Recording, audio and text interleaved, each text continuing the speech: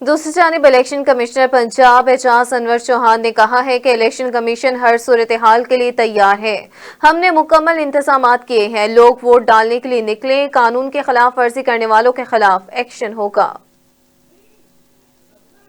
کہ اگر کسی نے بھی کوئی ایسا پروسیس کیا، کوئی ایسی بات کی جس سے ہمارے اس سسٹم میں رکاوٹ پیدا ہوئی تو ایکشن بالکل ہوگا۔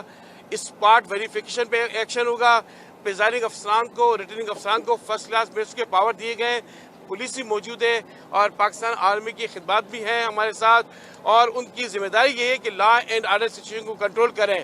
تو میں آپ کے چینل کے تھرو یہ میسج سب کو پاس آن کر رہا ہوں، ساتھ ساتھ ووٹرز کو بھی میں یہ جو ہے وہ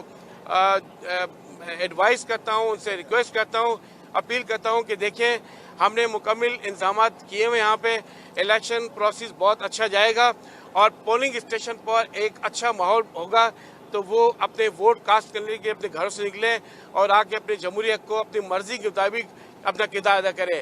کہ اگر کسی نے بھی کوئی ایسا پروسیس کیا، کوئی ایسی بات کی جس سے ہمارے اس سسٹم میں رکاوٹ پیدا ہوئی